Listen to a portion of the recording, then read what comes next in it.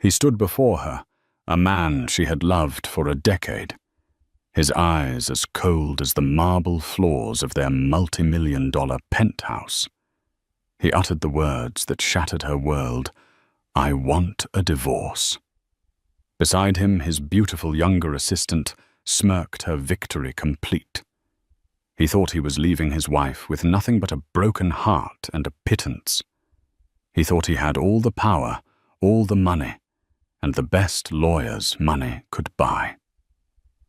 What he didn't know was that the quiet, unassuming woman he was casting aside was the beloved niece of Jonathan Albright, a name whispered with fear and reverence in the darkest corners of corporate law, a billionaire phantom who didn't just win cases, he ended dynasties. And family to Jonathan Albright was everything. The air in the penthouse usually filled with the scent of Sophie Byrne's fresh-cut peonies, and the soft jazz she favored was thick with a chilling silence. It was the kind of silence that precedes a storm, heavy and suffocating. Declan Holt, her husband of 10 years, stood across from her, his custom-tailored suit, looking more like armor than clothing. He had that look on his face, the one he got right before closing a ruthless deal, a mixture of detached ambition and predatory focus. Sophie had once found it thrilling. Now it terrified her. "Sophie, we need to talk." He began, his voice devoid of the warmth she'd built her life around. "Of course, Declan. Is everything all right at the firm?" She instinctively moved to loosen his tie, a ritual she'd performed 1,000 times, but he flinched back, a small, almost imperceptible movement that felt like a slap. "This is about us," he said, his gaze flicking toward the panoramic window overlooking the city lights of New York. He couldn't even look at her. "It's not working anymore. It hasn't been for a while." Sophie's heart began a frantic, painful rhythm against her ribs. "What are you talking about?" "We're fine. We were just planning the trip to Tuscany." "You were planning it, Sophie," he corrected, finally meeting her eyes. They were arctic. "I've been preoccupied. I've met someone." The words hung in the air, grotesque and alien. Sophie felt the blood drain from her face. This couldn't be happening. They were Declan and Sophie, the golden couple. She had given up her promising career as a painter to support him through his MBA, hosted countless dinners, to charm his superiors, and manage their life with meticulous care so he could focus on his meteoric rise at a prestigious private equity firm. She was the foundation upon which he had built his empire. "Who?" The word was a choked whisper. As if on cue, the polished mahogany door to the penthouse swung open. In walked Kendra Shaw, Declan's junior analyst. She was everything Sophie wasn't. Any more sharp, sleek her ambition, a palpable energy field. She wore a dress that was criminally expensive and utterly inappropriate for a simple visit. She walked not to the living area, but directly to Declan's side, her hand possessively sliding into his. The gesture was a declaration of war. "Kendra." Sophie's voice broke. The betrayal was a physical blow, knocking the air from her lungs.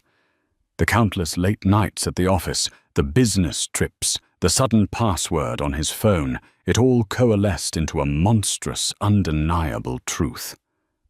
"I want a divorce," Declan stated, as if discussing a quarterly report. "I've instructed my lawyer to draw up the papers.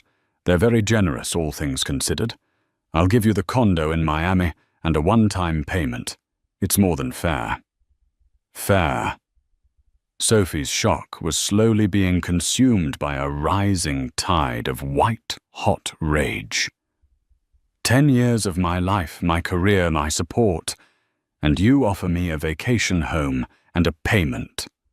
Kendra smirked, a small, cruel twist of her lips. "Don't be dramatic, Sophie. You haven't worked in years. You were living off his success. This is a golden parachute for a life you didn't even build." That was the line. The carefully constructed dam of Sophie's composure burst. "Get out!" she hissed, her voice trembling with a fury she didn't know she possessed. "Both of you, get out of my home."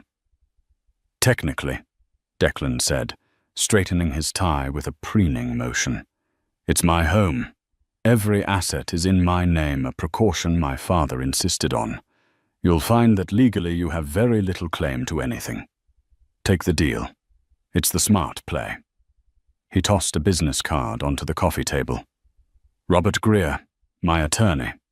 Have your lawyer call him." He then turned and, with Kendra clinging to his arm, walked out of the life they had built together, leaving Sophie standing alone in the silent, cavernous space that was no longer her home. The city lights blurred through her tears. He had taken everything. He thought he had left her powerless, penniless, and broken. He had made the gravest miscalculation of his life. The business card on the table felt like a final insult, but as Sophie stared at it, a memory surfaced, a promise made long ago by a man who rarely made them. Her quiet, reclusive uncle. The one her mother always told her to call if she was ever in real trouble. The one Declan had met once years ago and dismissed as a stuffy old academic. Sophie's tears stopped.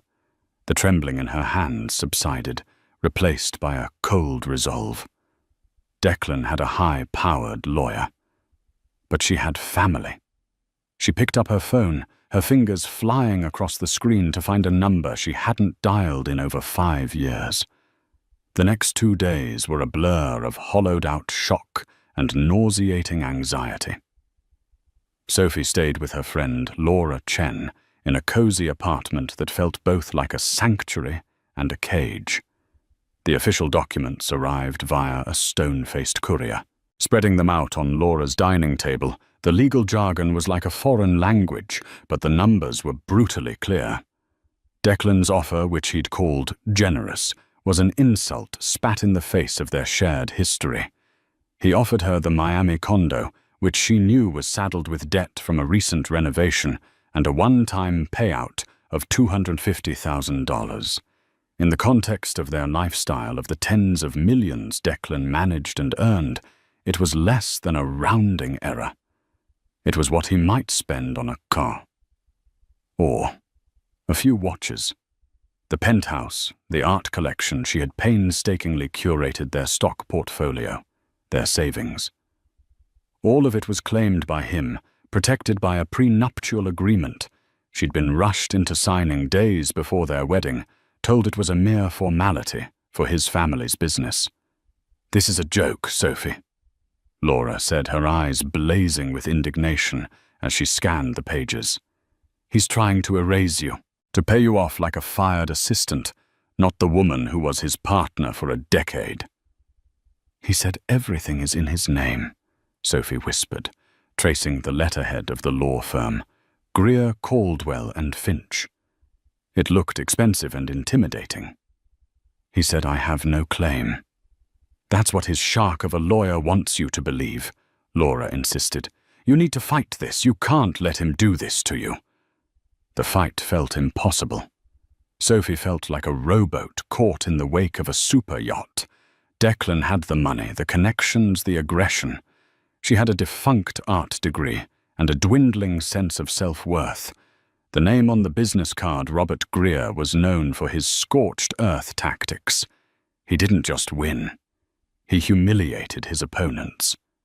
That night, unable to sleep, Sophie found herself scrolling through old photos on her phone. Pictures of her and Declan in their early days, young, happy, full of dreams. In one, they were at a family reunion at her mother's insistence. Standing off to the side, looking uncomfortable in the casual setting, was her mother's brother, Jonathan. Uncle Jonathan was a figure of quiet mystery in her life. He was her mother's older brother, a man who had left their humble Midwest town for the East Coast on a scholarship and never truly looked back. He sent lavish but impersonal gifts for birthdays and holidays. He had attended her wedding, stayed for precisely 1 hour, and gifted them a rare first-edition book that Declan had promptly stored away. Declan had been dismissive. "Your uncle is an odd one, Soph. All that money and he dresses like a history professor." But Sophie remembered her mother's words spoken to her a month before she passed away. "Sophie, honey, if you are ever in real serious trouble, the kind of trouble that feels like the world is ending, you call Jonathan. Don't be proud. Just call. He takes care of family." It felt like a last resort, a desperate plea to a virtual stranger. What could he do? He was just a lawyer, wasn't he? Probably semi-retired, living off old money. But Declan's cruelty had pushed her past the point of pride. She was in the kind of trouble that felt like the world was ending. With a deep, shuddering breath, she found his number in her contacts. It was just listed as Uncle Jonathan. Her thumb hovered over the call button. She imagined his detached, formal voice. She imagined having to explain her humiliating failure of a marriage. She almost backed out, but then she pictured Kendra's triumphant smirk, and a steel rod of determination solidified in her spine. She pressed the button. It rang twice. "This is Albright." The voice was exactly as she remembered, deep calm and utterly devoid of fluff. There was an unnerving stillness to it, as if he existed in a soundproof room. "Uncle Jonathan, it's Sophie. Sophie Byrne." She immediately cursed herself for using her married name. "Sophie Holt, I mean." There was a pause, but it wasn't an empty one. It felt analytical. "I know who you are, Sophie. It has been a long time. Is everything all right? Your voice sounds strained." The dam broke. The carefully contained grief and rage of the past 48 hours poured out of her. She told him everything. The affair, the public humiliation, Kendra, the insulting divorce papers. Robert Greer's reputation, Declan's threats about the assets. She expected him to interrupt, to offer platitudes, but he just listened. The silence on the other end of the line was absolute, a perfect vessel for her pain. When she finally finished, her voice raw and hoarse, there was another long pause. She feared she had burdened him, that he would offer a referral to a small-town lawyer and wish her well. "Sophie," he said, and his tone had changed. The academic detachment was gone, replaced by something cold and hard, like sharpened steel. "Where are you right now?" "I'm at a friend's place in the village." "Stay there. Do not sign anything. Do not speak to Declan or his attorney. Do not respond to any communication from them whatsoever. A car will be at your friend's address tomorrow morning at 9 o'clock. It will bring you to my office. We have work to do." "Your office? But I can't afford a lawyer like—" He cut her off, but not unkindly. "You are my sister's daughter. You are my family. There is no cost. Declan Holt made a grave error when he decided you were a liability to be discarded. He is about to learn what a real liability looks like." He paused, and in that final moment, Sophie understood the source of the legends that surrounded him. "Tomorrow, we begin the process of dismantling him." He hung up. Sophie sat in the dark, the phone still pressed to her ear. For the first time in days, she wasn't afraid. She felt a flicker of something she hadn't felt in a very long time, hope forged in the promise of retribution. The car that arrived the next morning was a black, impossibly sleek sedan, with windows so tinted they looked like polished obsidian. The driver, a man built like a bank vault, simply held the door open for Sophie, nodding respectfully, without a word. The ride through Manhattan was smooth and silent, a stark contrast to the turbulent storm in Sophie's mind. She had expected to be taken to a standard law office, perhaps a floor in a mid-town skyscraper. She was wrong. The car pulled into a private gated driveway in front of a historic brownstone on the Upper East Side. It was elegant and understated, with no sign, no plaque, nothing to indicate the power that resided within. The driver escorted her to the heavy oak door, which opened before he could knock. A woman in a perfectly tailored grey suit greeted her. "Miss Byrne, Mr. Albright is expecting you. Please come in." The interior was not an office. It was a sanctuary of quiet power. Dark wood paneling, floor-to-ceiling bookshelves, filled with leather-bound legal texts and first-edition classics, and a faint scent of old paper and Earl Grey tea. It was less a law firm, and more the personal library of a king. She was led to a large study at the back of the house, overlooking a serene, manicured garden. Jonathan Albright stood by the window, silhouetted against the morning light. He was taller than she remembered, dressed not in a flashy suit, but in a simple, perfectly cut charcoal wool jacket and trousers. He turned, and his eyes, a piercing grey, met hers. There was a kindness in them she hadn't seen before, reserved only for her. "Sophie," he said, his voice softer now. "I'm so sorry for what has brought you here." He gestured for her to sit in one of the deep leather armchairs in front of a large mahogany desk. On it, a single file was laid out. "My team has already done a preliminary workup." Sophie was stunned. "Your team? But I only called you last night." A faint, thin smile touched his lips. "When my family is involved, I am very efficient. Let us discuss Declan Holt." For the next hour, Sophie recounted her story again, but this time it was different. Jonathan interjected with precise, incisive questions, not about her feelings, but about facts. When did Declan start his own investment vehicle? What was the name of his offshore holding company? He mentioned once. Who were his closest business associates? What was Kendra Shaw's official title? He took no notes, but his focus was absolute, his memory seemingly photographic. When she handed him the divorce settlement from Robert Greer, he scanned it once, his expression unreadable. Then he did something that shocked her. He took the thick stack of papers and without a word dropped it into the wastebasket beside his desk. "That," he said calmly, "is an offer made by a man who believes he is negotiating with an amateur. He is not. He is negotiating with me." He leaned forward, his hands clasped on the desk.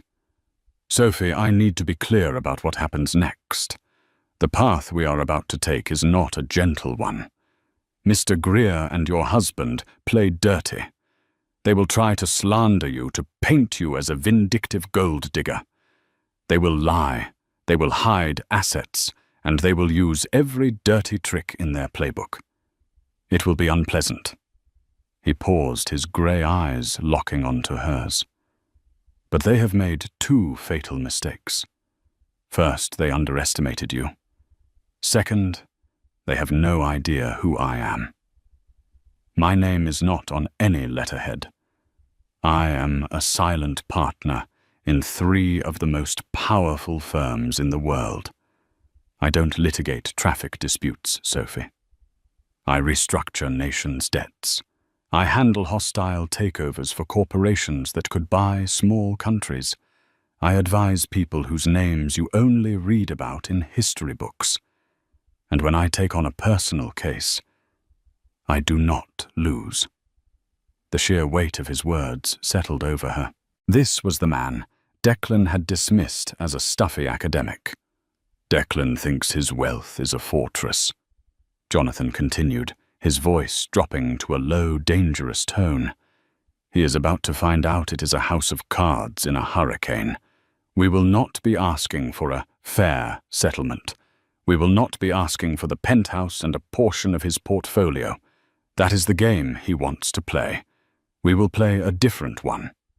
He stood and walked over to a credenza, pouring her a glass of water. "Our objective is twofold. First, we secure your future, not with his scraps, but with the full half of the marital assets he has illegally concealed. Second, we ensure that Declan Holt understands in no uncertain terms the profound consequences of betraying my sister's daughter." He handed her the glass, his expression shifting from iron to avuncular care. "This will be difficult for you, but you will not be alone. I have the best forensic accountants, private investigators, and legal minds on the continent. They now work for you. All I need from you is your trust and your permission to act." Sophie looked at this man, this enigmatic powerhouse who was her blood. In him, she saw not just a lawyer, but a protector. She saw the strength her mother had always spoken of. She remembered Declan's smug face, Kendra's cruel smirk, and the feeling of being discarded like trash. She took a sip of water, her hand steady now. She met his gaze, and for the first time he saw the family resemblance in the steely resolve of her eyes. "You have it," Sophie said, her voice clear and strong. "You have my permission. Do it." Jonathan Albright gave a slow, deliberate nod.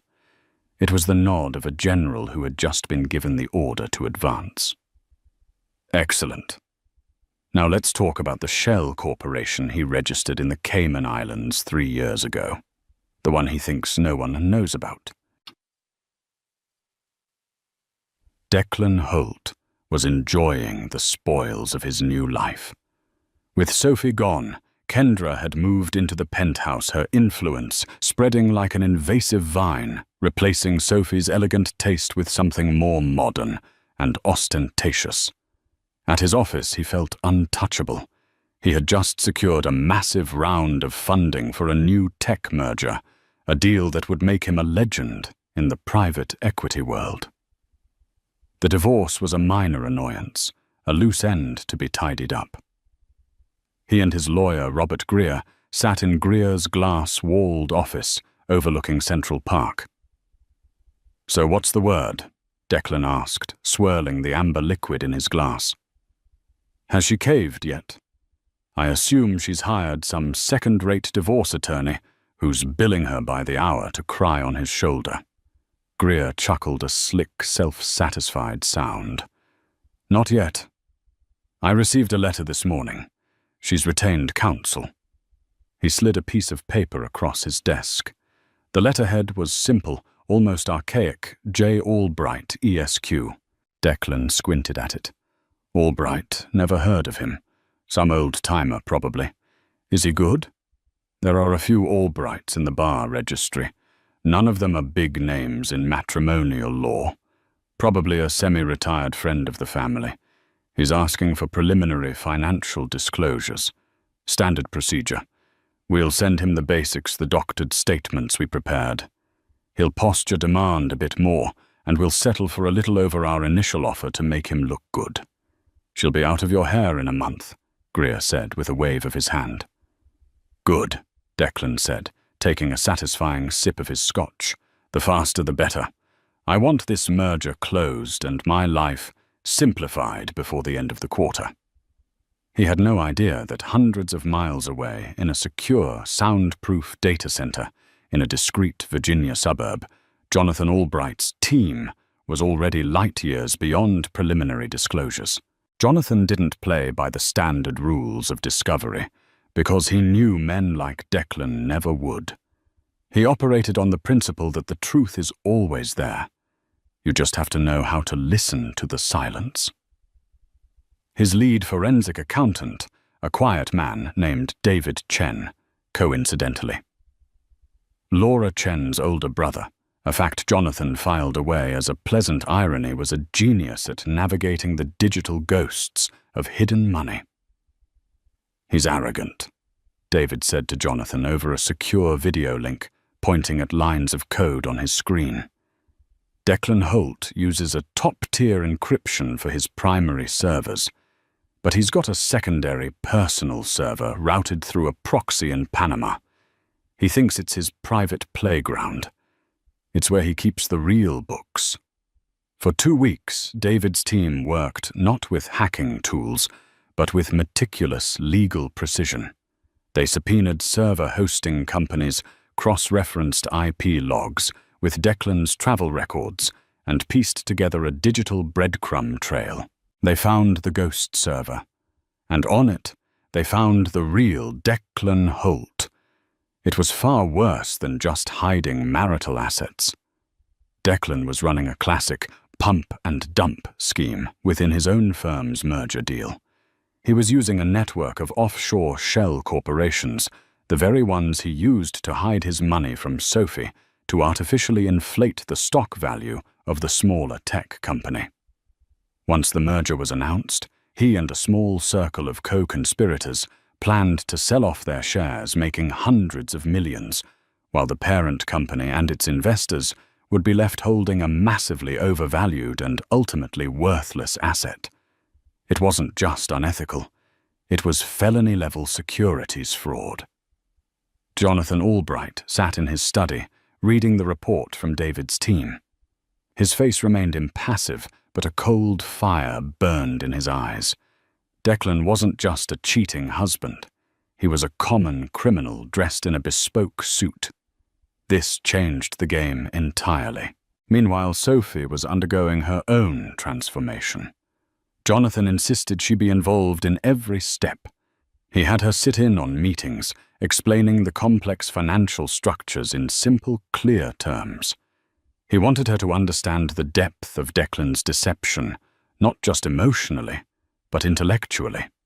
He also assigned a junior associate, a bright young man named Ben Carter, to work with her, organizing her personal records, old emails, photo albums with dates, travel itineraries.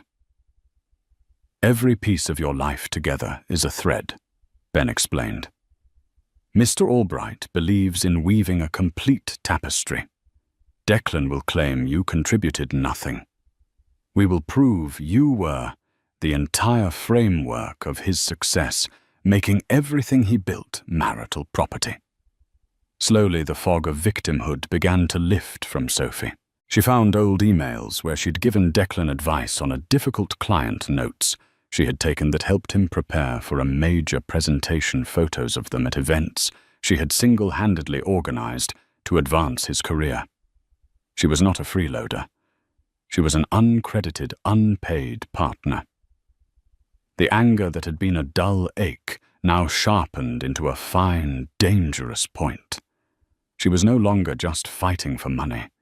She was fighting for her history, for her identity. One afternoon, Ben brought her a new file. "We're preparing for depositions. Mr. Albright wants you to review this."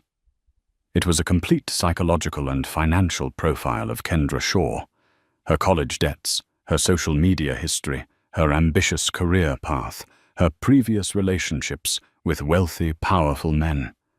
Jonathan's team had left no stone unturned.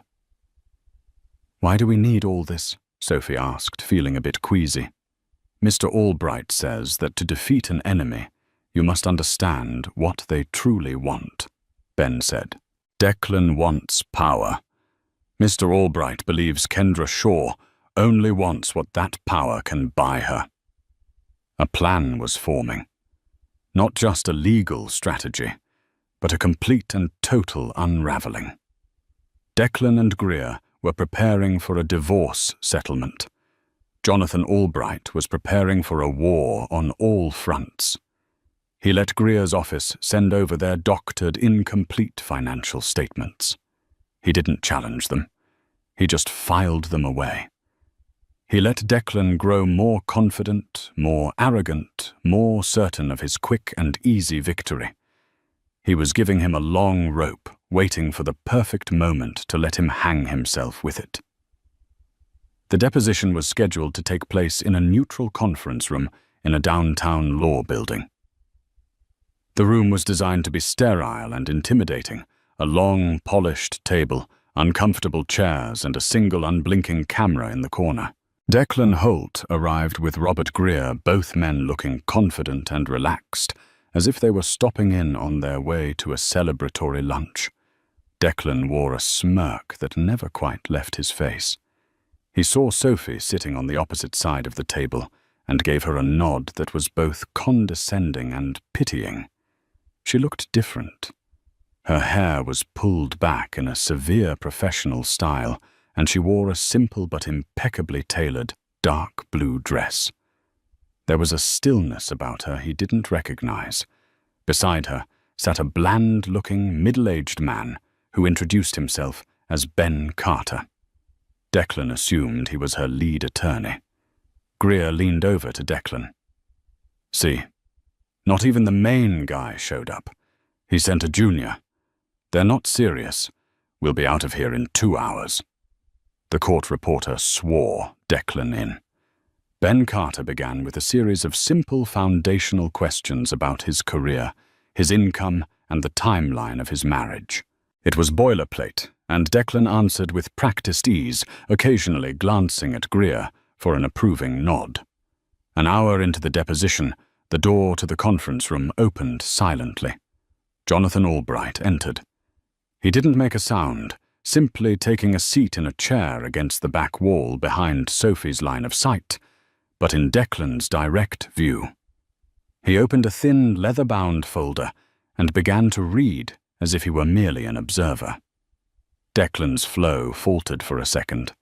He glanced at Greer, who just shrugged, equally perplexed.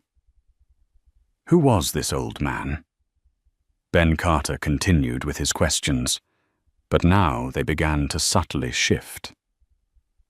Mr. Holt, let's turn to your corporate assets. Can you list for the record all entities holding companies or investment vehicles in which you hold a controlling interest? Following Greer's coaching, Declan listed the main domestic companies, the ones that were already a matter of public record. He conveniently omitted the network of offshore shells. "That's everything," he said with finality. "Are you certain, Mr. Holt?" Ben asked calmly. "You are under oath." "Yes, I'm certain," Declan snapped, growing irritated. It was then that Jonathan Albright closed his folder with a soft click. The sound seemed to echo in the silent room.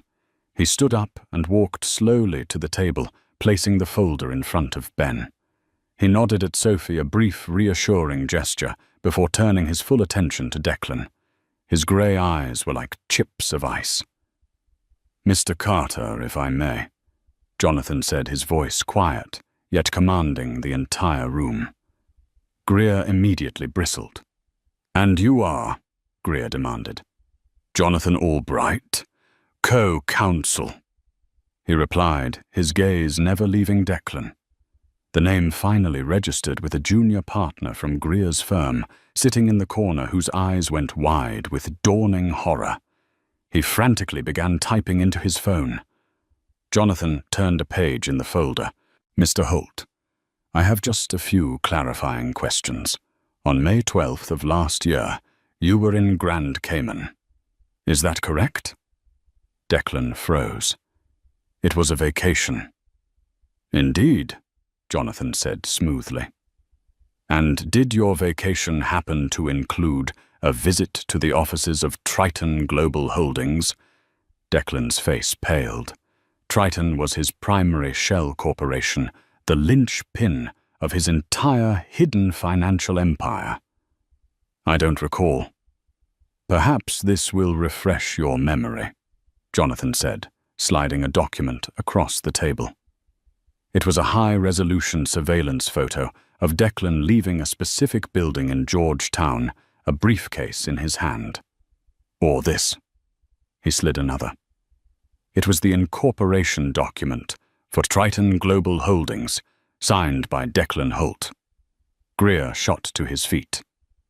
"Objection! Where did you get this? This is inadmissible harassment." Jonathan didn't even glance at him.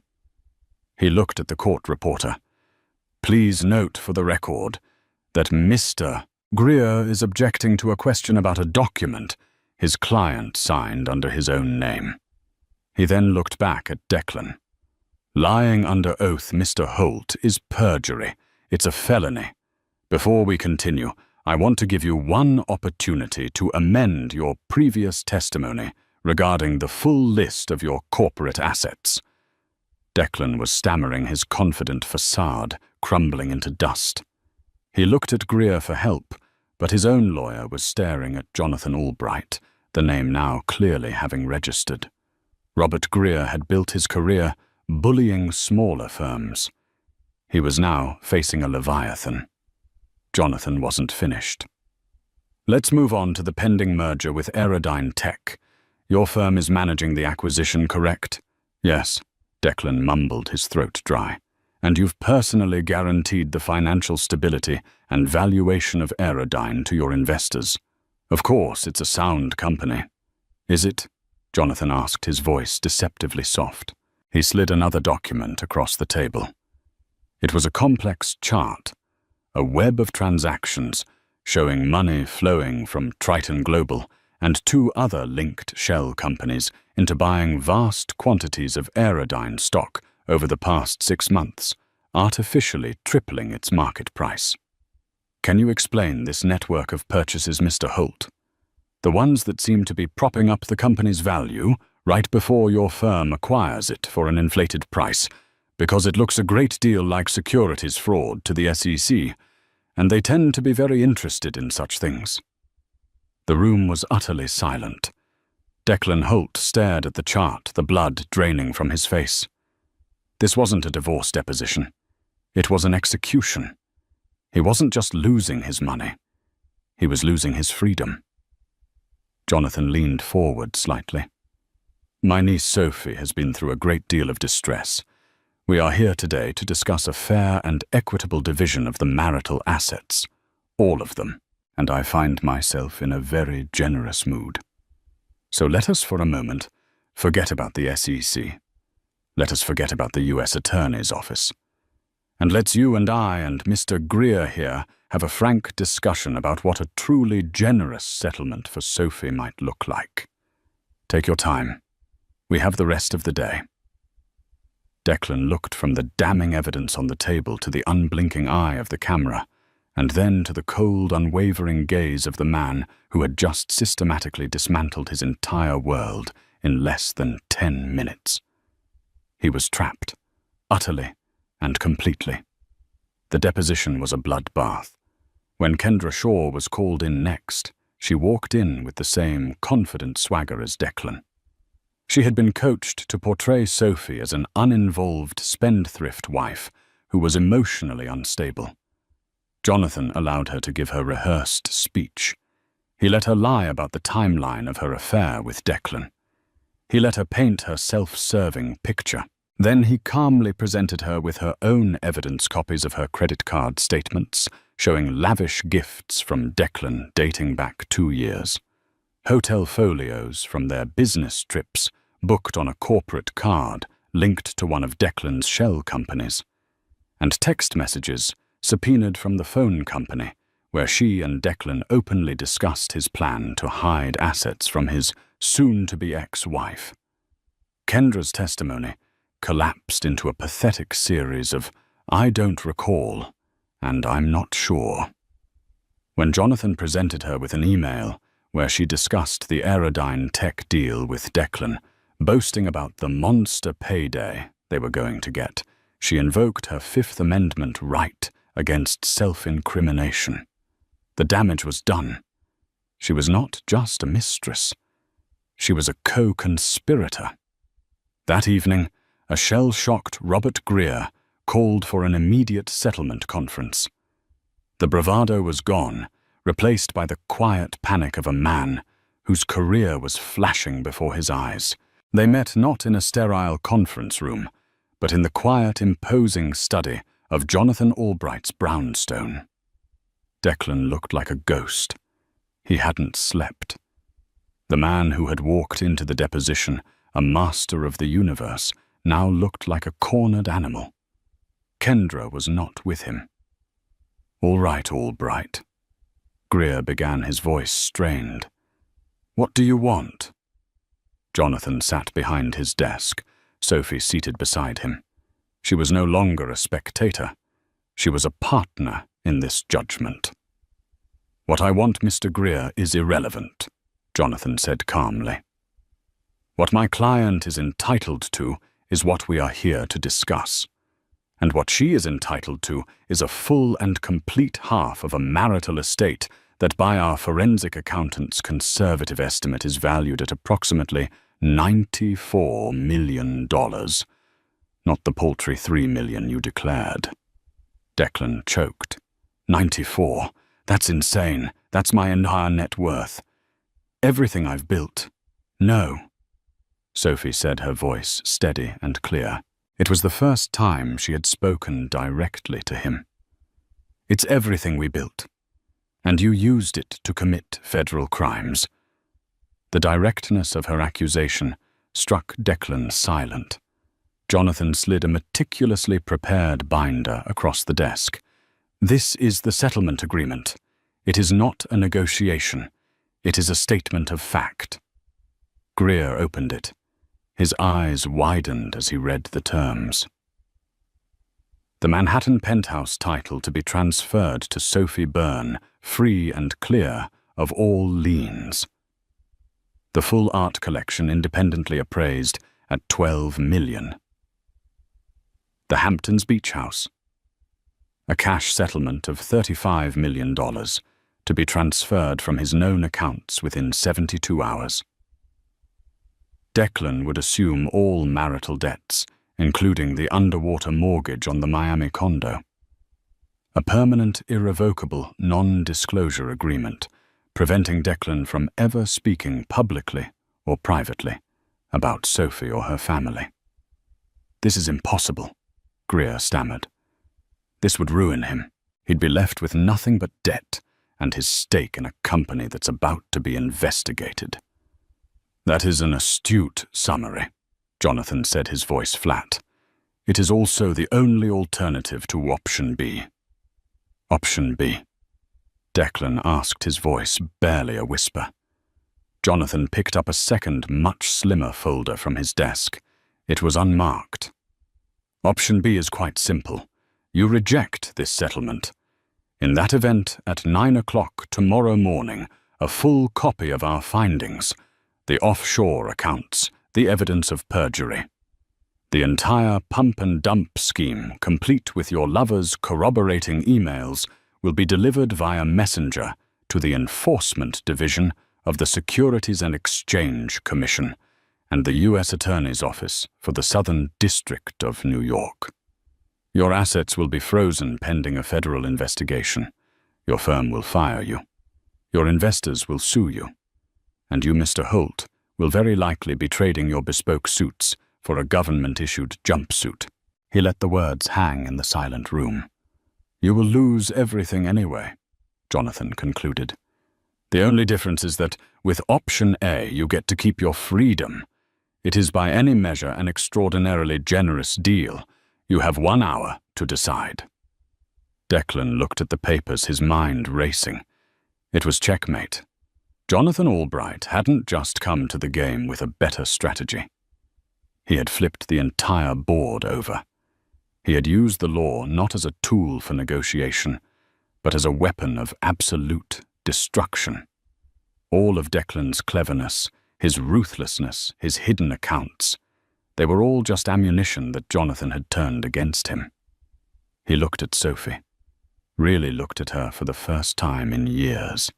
He saw not the docile, supportive wife he had decided to discard, but a formidable woman with eyes of steel. He had poked a sleeping bear, only to find out it was guarding the entrance to a dragon's lair. His shoulders slumped in utter defeat. His empire was gone. His reputation was shattered. His future was a black hole of debt and disgrace. "I'll sign it," he croaked, the words tasting like ash in his mouth. Robert Greer, looking pale, simply nodded, already calculating how to distance himself from his now toxic client. Jonathan pushed a pen across the desk.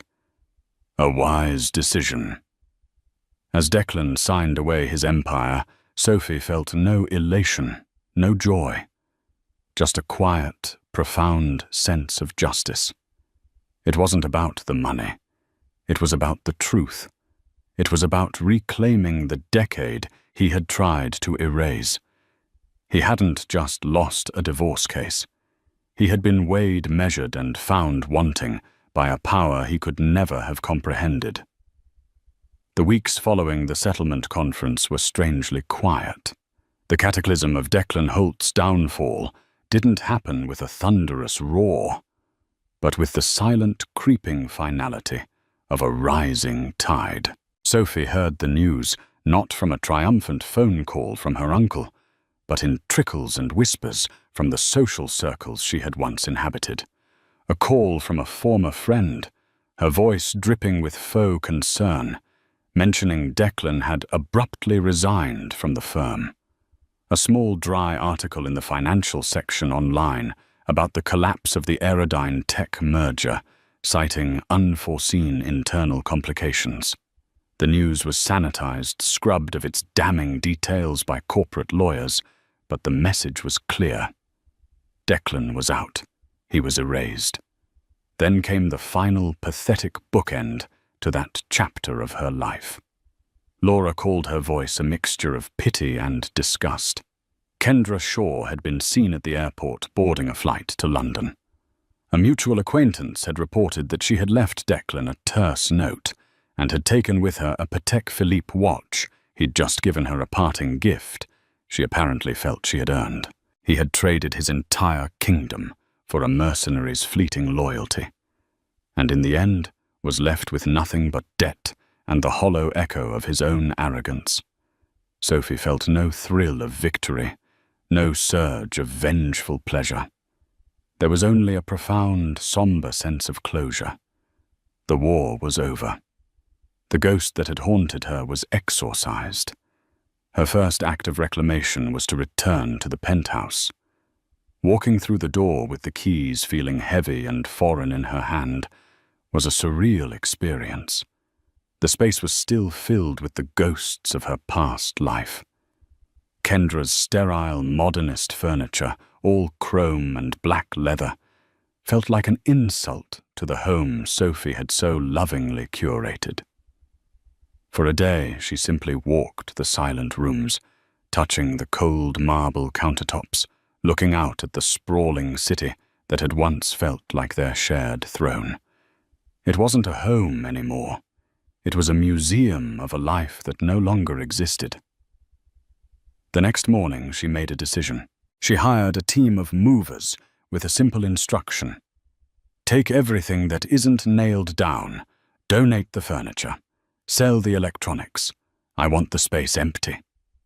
She didn't watch them work. Instead, she went to her storage unit, a place she hadn't visited in years, and unsealed a large, dusty trunk. Inside, protected by cloth, were her old art supplies. The familiar sharp scent of turpentine, linseed oil, and old charcoal filled her senses, and it felt like breathing for the first time in a decade. When she returned to the penthouse, it was a cavernous, empty shell. Sunlight streamed through the floor-to-ceiling windows, illuminating dust motes dancing in the air. In the center of the vast, empty living room, she unrolled a canvas, set up an easel, and began to paint. At first her hands felt clumsy, her mind blank. But then something broke free. All the pain, the betrayal, the rage, and the slow, dawning hope of the past few months poured out of her. She painted with a feverish intensity, losing track of time, forgetting to eat, forgetting everything but the colors and the shapes forming before her. She was not just painting a picture. She was rebuilding a soul. The penthouse, the Hamptons house, the art collection Declan had viewed as mere assets on a spreadsheet, she sold them all. It was a systematic dismantling of her past, a cleansing by fire. She worked with a team of financial advisors, recommended by Jonathan, her own team, and found a deep, surprising satisfaction in the work. She was no longer a passive beneficiary of wealth. She was its intelligent, decisive steward. With the immense capital she now commanded, she didn't retreat into a quiet life of luxury. She went on the offensive for her dreams. She found a beautiful neglected building in Soho, a former textile factory with incredible light and soaring ceilings. She poured her energy and resources into transforming it, not just managing decorators, but directing architects and contractors. She was building something that was wholly and completely hers. She named it the Byrne Gallery. Her own name, the one she was born with, was etched in elegant steel letters beside the door. The opening night was a resounding success. The space was alive, filled with the vibrant, pulsing energy of New York's art scene. Critics, collectors, artists, and friends mingled their voices a happy buzz under the high ceilings. The walls were covered not with the cold, calculated investments Declan had favored, but with the bold, passionate work of emerging artists, the very people she wanted to champion. Sophie moved through the crowd, a glass of champagne in her hand, feeling an intoxicating sense of presence. People didn't greet her as Declan Holt's wife. They greeted her as Sophie Byrne, the gallery's visionary founder. The congratulations were not for a successful dinner party she had hosted, but for a professional and artistic triumph she had orchestrated. She saw Laura across the room, raising a glass to her, with a beaming, teary-eyed smile. She saw Ben Carter, the young associate from her uncle's team, looking around with genuine admiration. But it was in a quiet alcove, looking at a particularly striking abstract canvas, that she found the man who had made it all possible. Jonathan Albright stood with his hands clasped behind his back, looking more like a proud professor observing a star pupil than a corporate titan. He was watching her, a rare, soft smile on his face. "I could never have done this without you," Sophie said, her voice thick with an emotion that ran deeper than simple gratitude. "You gave me back my life." Jonathan turned his gaze from her to the art on the wall. "I disagree," he said, his voice calm and measured. "Declan Holt took a hostage. I merely provided the key to the cell. I opened a door for you, Sophie. You were the one who had the courage to walk through it and build all of this." He gestured around at the thriving, beautiful space she had created. "This," he said, "has nothing to do with me. This is not the result of a legal victory. This is the result of your resilience, your talent, and your will. Your mother always said you had a fire in you. You just let someone else's shadow dim it for a while." He placed a hand on her shoulder, a gesture of profound respect. "I am proud of you, not for winning a fight, but for remembering who you were meant to be all along." His words settled in her heart, a powerful, validating truth. He hadn't just been her avenger. He had been her mentor, forcing her to see the strength within herself. Later that evening, long after the last guest had departed, Sophie stood alone in the center of her silent gallery. The moonlight streamed through the large front windows, casting long shadows on the floor. She looked at her reflection in the dark glass, a woman standing tall, surrounded by art and beauty, the architect of her own world. Declan had tried to make her a footnote in his story. Instead, she had become the author of her own epic. She was no longer a victim, no longer a wife, no longer defined by anyone but herself. She was Sophie Byrne, and as she took a deep, cleansing breath, she felt a sense of peace settle over her, a peace born not of revenge, but of a profound and victorious reclamation. Her canvas was no longer empty. It was vibrant, full of life, and entirely her own. In the end, this wasn't just a story about a divorce. It was a story about power. The arrogant power of a man who sees people as assets, and the quiet, unshakable power of a family that refuses to let one of its own be broken. Sophie's journey from a heartbroken wife to a commanding figure in her own right reminds us that our greatest strength is often forged in our deepest betrayals. It shows that while money and influence can build an empire, integrity, loyalty, and a touch of righteous fury can bring it all crashing down. What do you think? Was this justice, or was it a revenge served cold? Let us know your thoughts in the comments below. If you were moved by Sophie's story and want to hear more tales of incredible twists and ultimate justice, don't forget to hit that like button, share this video with someone who needs to hear it, and subscribe to the channel. Your support helps us bring more stories like this to light.